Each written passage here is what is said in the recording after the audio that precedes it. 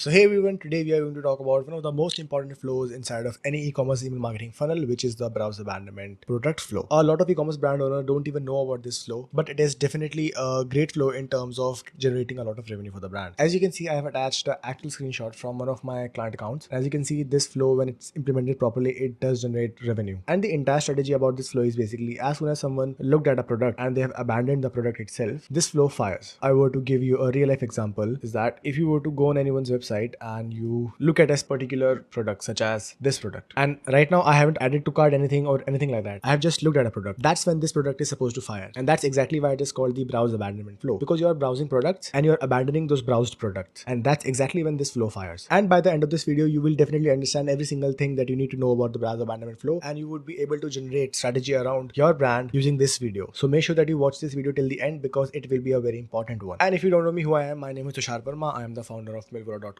where we help e-commerce brands generate more revenue with the help of email marketing funnel. You can find me on Instagram, Twitter, LinkedIn, YouTube, and you can check out my website as well. In this video, you will exactly learn what the browse abandonment flow actually is, where it fits inside of your email marketing ecosystem, how you can build a strategy around it for your own brand, and what are the non-negotiables when you are building this setup. Now, firstly, let's talk about where does this flow even sit inside of your email marketing funnel, so that you can get a bit of a more understanding of how this actually works and when it does actually fires. So every action that a visitor takes on your website would basically lead them towards your homepage, category, product, cart, or checkout, right? Or they just basically buy from your brand. And this flow fires at the specific moment when someone views a product and leave without adding anything to cart. They're scrolling throughout the entire website and they've stopped to a particular product basically. And it is quite the real signal, because you know exactly which product to bring them back to. And that's exactly what makes this flow very targeted, because you know exactly what the specific product that they've looked at. So your targeting can be very specific in that case. Just to give you a visual diagram again, this is your homepage basically, where you have your pop-up and your welcome series. And at the very top as well, you also have your site abandonment series. I've created a video on site abandonment flow, so if you really want to watch that and fix your own site abandonment flow, here's the video. And after the site abandonment flow, we have the browse abandonment flow. So as soon as someone looks at a specific product, this flow fires. And then at the bottom, we have the add to cart, checkout started, and much more. It's basically when someone views a specific product on your site but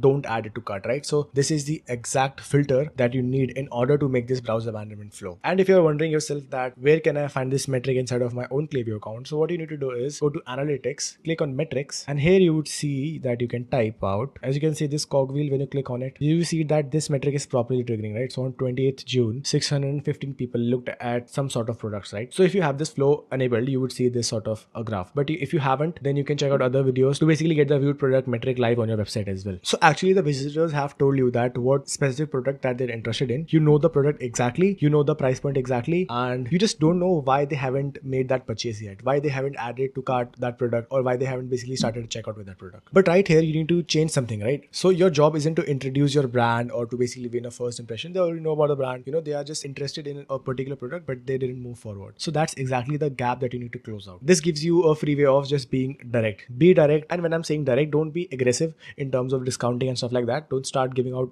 discount, but you can be direct, because you exactly know what they've left out. Because if you just start giving them the discount upfront, they would basically, first and foremost, they would get used to getting discounts from your brand, and the entire product wasn't worth buying at the full price. So you need to handle the reasoning behind it, like what sort of shipping time they might have the question about that, what sort of sizing, what sort of a fit they would get. They could have all these questions, right? So you have to address these questions inside of your browse abandonment flow, depending on the product that they've left out. Your strategy could include 3 emails. You can add email 1 as a reminder, and you can send it around 30 to 1 hour after they've abandoned the product, and you can reintroduce the product in the first place. You can handle some sort of objection around that product. Make sure to not give any discounts in the first email itself. Second email could be about another reminder, which could be sent out around 1 day later or 12 hours later, and here you can add a light incentive. In the email, it would be the same product. The tone would be a bit more direct, and you can provide incentives. You can give 10% off, 20% off, dollar amounts off, depending upon what suits your brand. And if they still haven't made the purchase yet, what you need to do is send them another email. This would be a last call email. You can either increase the discount. Let's say if you were giving 10% off, you can bump it up to 15% off or 20% off. And this would be your last email. You will not send them any sort of email regarding the product after this email. And if you were to go a bit more in depth about the strategy of what email 1 should do, it isn't a sales pitch at all. It's a simple and short reminder about the product they've left out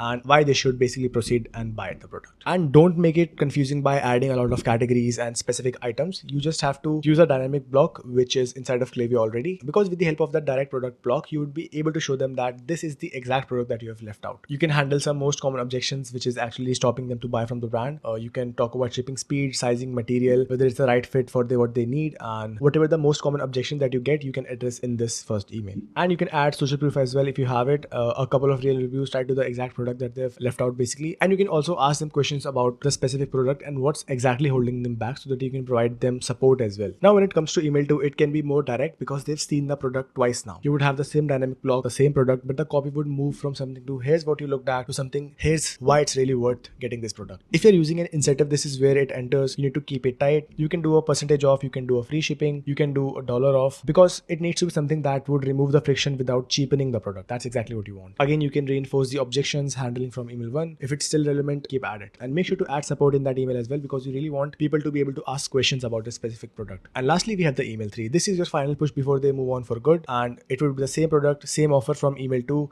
carried through. You can also increase the incentive if you want, but if not, then you can just add more urgency. You can add a countdown timer as well, because that just basically, makes it more tangible that okay, the time is running out. Though it's not mandatory, but I think you should do it. Now let's talk about what are the non-negotiables when you're building this flow out, because every browser abandonment flow would look a little bit different, but the fundamentals kind of remain the same. First and foremost, we have the sequence length. You can only add 3 to 4 emails inside of this flow, and timing wise it would take 3 to 4 days, and that's enough time for someone to move towards either add to cart or checkout start. Timing for the email one needs to be quite quick because you need to capture that intent quite early on, so within 30 minutes to 1 hour. Make sure to add dynamic content as well, because you need to exactly show what the product that they have left behind. And you can again handle objections with the use of email. You can show them some real life use case photos and reviews. You can add social proof as well depending upon the product or category, because it builds trust a lot faster than anything else would. And testing is also important because you need to optimize the flow over time. Now we have the flow filter sections. Basically, who should not get this flow, because this is where most setups break. I will talk about the required filters that you need to properly build out this flow so that you're not making any mistakes and you're not merging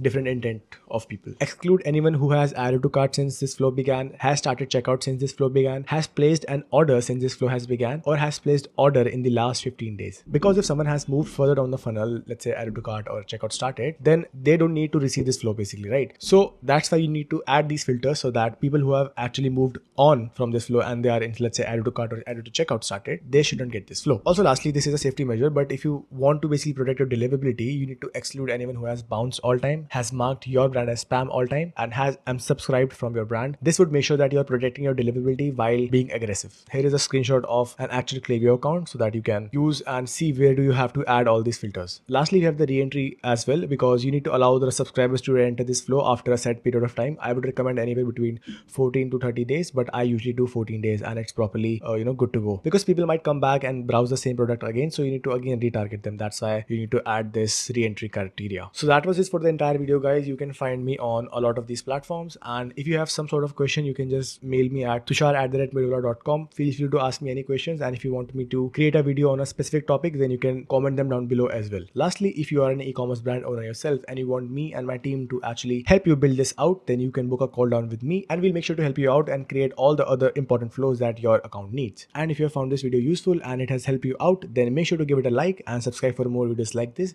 and I will see you in the next one.